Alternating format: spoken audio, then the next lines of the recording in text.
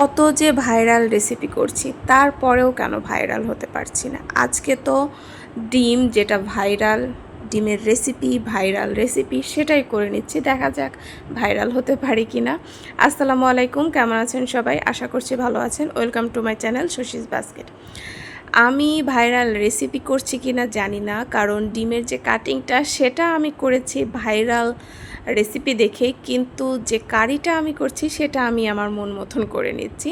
তো সেটাই আমি ভিডিও আকারে আপনাদের সাথে শেয়ার করছি। না কোনো রেসিপি না, এটা আমি সবসময় বলি, আমি এক্সট্রা অন্যরকম কিছু অত রান্না করি না বা রান্না পারি না যেটা আমি আপনাদের সাথে রেসিপি আকারে শেয়ার করব আপনারা আবার আমারটা দেখে করবেন না। এটা কিছু না, আপনারা বলতেই পারেন, নির্দ্বিধায় বলেন, কোনো অসুবিধা নেই। আমার সামনেও বলতে পারেন, আমার আড়ালেও বলতে পারেন যে এই রান্না আবার ভিডিও করে। হ্যাঁ, করতে হয়, কিছু করার নেই, প্রত্যেক দিন ভিডিও দিতে হয়। তখন তো আমাকে বিভিন্ন জিনিসই দেখাইতে হবে। আসলে এই কথাগুলো হয়তো আমিও বলতাম, হয়তো না, মনে হয় বলতাম, কিন্তু যখন নিজে কাজ করতে আসছি তখন বুঝতে পারছি যে না, এটা প্রত্যেক দিন ভিডিও দেওয়াটা কতটা জরুরি। আবার প্রত্যেক দিন ভিডিও দিতে গেলে যে কি কন্টেন্ট আমি বানাবো, কি কন্টেন্ট করব, সেটা একটা আলাদা প্যারা হয়ে যায়, তাই না?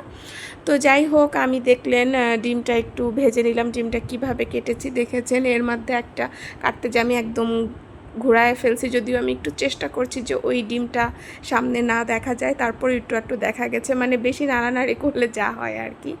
আমি পেঁয়াজটা হালকা বাদামি করে ভেজে নিয়েছি, তারপরে আদা রসুন পেঁয়াজ বাটা দিয়েছি, তারপরে বাসার যা গুঁড়া মশলা সেগুলোই আমি দিয়েছি, হলুদ, ধনিয়া, জিরা আর মরিচের গুঁড়া আর লবণ তো আছে, সেইগুলো দিয়ে আমি কষিয়ে নিয়েছি। এই যে দেখেন ভাঙা ডিমটা সাইডে, মানে আমি যখন এরকম করে কাটছিলাম তখন আমার একটু কাটা বেশি হয়ে গেছে, এবং ভাজার সময় আমি যে নাড়ি বেশি তরকারি, এই জন্য ওটা খুলে গিয়েছে। যাই হোক, এটা আমি বেশি ঝোল ঝোল করবো না, একটু মাখা মাখাই করব। এই জন্য আমি বেশি একটা পানি দিচ্ছি না, ওই মশলাতেই আমি অনেকক্ষণ ধরেই ডিমটা একটু কষে নিচ্ছি। আমার কাছে এভাবে ডিমটা কষলে মনে হয় যে ডিমের মধ্যে একটু ভালো মতন সব মশলাপাতি যায়, একদম সেদ্ধ ডিম লাগে না, এই জন্য আর কি। তো হালকা একটু পানি দিয়ে আমি এখন হচ্ছে এটা একটু ঝোল ঝোল করবো না, যে বললাম একটু মাখো মাখো টাইপ করবো, মানে কি একটু তো ভাত খাওয়া যাবে তাই না, এরকম আকারে করে নেব। তো কে কে এইরকমভাবে ডিম রান্না করেছেন জানাবেন। আমার কাছে তো খেতে ভালোই লেগেছে। এটা কি ভিজুয়ালটা সুন্দর, মানে দেখতে খুব সুন্দর লাগে আমার কাছে মনে হয়েছে। আর ভেতরেই আমার মনে হয় যে অন্যান্যভাবে ডিম ভোনার থেকে এইটার ভেতরে মশলাটা বেশিই যায়, যেহেতু অনেকভাবে আমি চিড়ে নিয়েছি, এই জন্য হতে পারে। তো লাস্টে আমি হচ্ছে গরম মশলার গুঁড়াটা উপরে একটু দিয়ে দিলাম। এটা নামানোর পরে দিলেও হয়, নামানোর আগে দিলেও হয়, আমি আজকে নামানোর পরে দিয়েছি। তো কীরকম লাগলো আজকে আমার এই ভাইরাল ডিম রান্না জানাবেন।